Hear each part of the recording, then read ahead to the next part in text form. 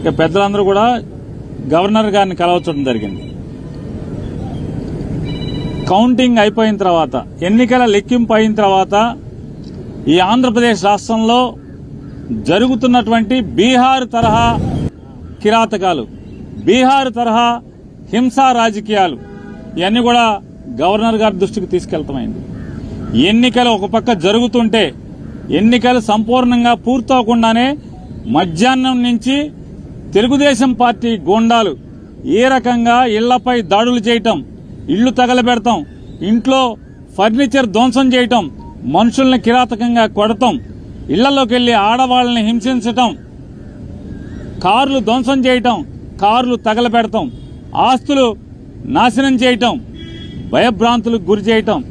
అంటే తెలుగుదేశం పార్టీ అధికారంలోకి వస్తే ఎర్ర పుస్తకంలో, అంటే ఎర్ర పుస్తకంలో ఏం రాసుకున్నారా అంటే, మేము హింస కోసమే, ఈ కక్ష తీర్చుకోవడం కోసమే, మాకు వ్యతిరేకంగా వైఎస్ఆర్ కాంగ్రెస్ పార్టీ ఎవరు జెండా పట్టుకుంటే వాళ్లనల్లా కిరాతకంగా హింసిస్తాం, వాళ్ళ ఆస్తులు ధ్వంసం చేస్తామనేటువంటి దానికోసమే అధికారంలోకి వచ్చినట్టుగా ఇవాళ వాళ్ళు ప్రవర్తిస్తున్నారు. ఇవన్నీ గవర్నర్ గారికి చెప్పినప్పుడు ఆయన ఆశ్చర్యపోయారు. ఏంటి ఇంత కిరాతకంగా జరుగుతుంటే పోలీసు పట్టించుకోవట్లేదా అని చెప్పినారు. వాస్తవం సార్, ఇది ఒక్క ఎఫ్ఐఆర్ కూడా నమోదు కావట్లేదు. వెళ్లి పోలీస్ కంప్లైంట్ ఇచ్చినా, ఫోటోలతో వీడియోలతో ఇచ్చినా కూడా ఆ వీడియోలన్నీ కూడా గవర్నర్ గారికి ఇవ్వడం జరిగింది. ఇంకా ఎక్కడెక్కడైతే జరుగుతున్నాయో అన్నీ చెప్పడం జరిగింది. ఆఖరికి ఈరోజు మీతో మాట్లాడటానికి వచ్చే ముందు కూడా నూజివీడులో ఒక కౌన్సిలర్ని నడి బజారులో పట్టపగలు స్టాబింగ్ చేయడం జరిగింది. కత్తులతో వెంటపడి పొడవటం జరిగింది. పోలీసు సాక్ష్యంగా, పోలీసులు ఆ పక్కన ఉన్నా కూడా పోలీసుల ముందే స్టాబింగ్ చేసిన, కత్తులతో పొడిచినా కూడా పోలీసులు ఆపిన పరిస్థితి లేదు. కనీసం కేసు పెట్టినటువంటి ఇంతవరకు కూడా దాఖలాలు కాలేదంటే గవర్నర్ గారు ఆశ్చర్యపోయి, ఖచ్చితంగా నేను డీజీపీని పిలిపిస్తాను, ఇవన్నీ కూడా గట్టిగా విచారణ చేస్తాను మీరు అంటే మేము ఆయనకి వీడియోలతో సహా ఇవ్వడం జరిగింది, ఫోటోలతో సహా ఇవ్వడం జరిగింది. అవన్నీ కూడా ఆశ్చర్యపోయి అన్ని కూడా మేము ఫోన్లో కూడా కొన్ని చూపించాం, వీడియోలు ఎలా ఉన్నాయో. ఇంకా మా దగ్గర చాలా వీడియోలు ఉన్నాయండి అని చెప్తే అవన్నీ కూడా మా సెక్రటరీ గారికి పంపించండి, నేను చూస్తాను, వెంటనే యాక్షన్ తీసుకుంటాను. పోలీసుని గెలిపోవటంలు అనేవి సహజంగా ఉంటాయి, కానీ ఈ రకంగా కిరాతకం, ఈ రకంగా హింసా ప్రవృత్తి, ఈ రకంగా విధ్వంస ధోరణి అనేది చేస్తే ఇంక ప్రభుత్వం ఎలా ఉన్నట్టా లేనట్టా, ఇది డెమోక్రసీ కదా అని చెప్పి ఆయన చెప్పడం జరిగింది. ఆయన కూడా సోదాహరణంగా వివరించాం. ఇంకా ఎక్కడెక్కడ సంఘటనలు జరుగుతున్నాయో, ఎక్కడెక్కడ అన్ని వీడియోల్ని, ఫోటోల్ని అన్ని ప్రతిదీ కూడా ఆయనకి పంపిస్తామని చెప్పాం. ఖచ్చితంగా పంపించండి, నేను యాక్షన్ తీసుకుంటాను, కంట్రోల్ చేస్తానని చెప్పని చెప్పారు.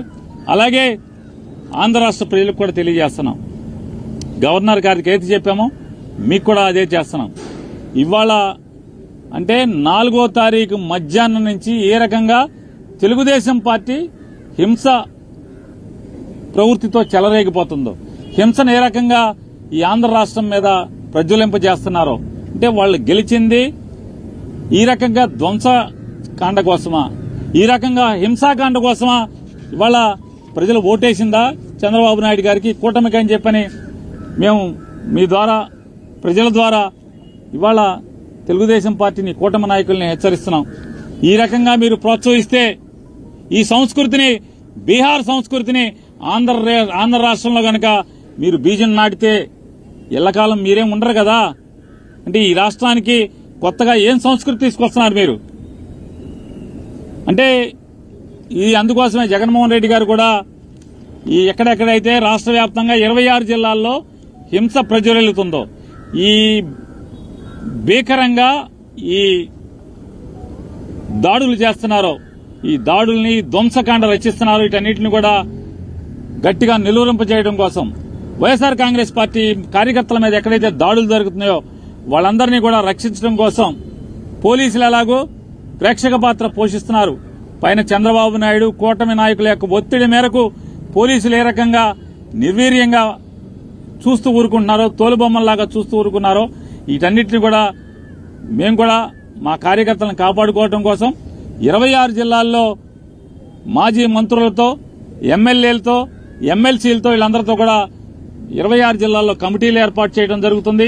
ఈ కమిటీలందరూ కూడా ఎక్కడెక్కడ తెలుగుదేశం ఈ కూటమి నాయకులందరూ కూడా ధ్వంసరచన చేసి ధ్వంసం చేస్తున్నారో, హింసాకాండ చేస్తున్నారో అక్కడ వైఎస్ఆర్ కాంగ్రెస్ పార్టీని వెళ్లటం, వాళ్ళని పరామర్శించడం, అక్కడ వీడియోలు ఫోటోలు మొత్తం తీసుకుని అక్కడ ఉన్న ఎస్పీని కలవటం, మీడియా ద్వారా ప్రపంచానికి తెలుగుదేశం పార్టీ కూటమి నాయకులందరూ కూడా ఎంత ధ్వంసం చేస్తున్నారో, హింస చేస్తున్నారో, మారణకాండ చేస్తున్నారో అదంతా కూడా ప్రపంచానికి చెప్పే కార్యక్రమాన్ని, మా కార్యకర్తల్ని కాపాడుకునేదానికి, మా కార్యకర్తలకు అండగా ఉండేదానికి ఈరోజు జగన్మోహన్ రెడ్డి గారు కమిటీలు వేశారు.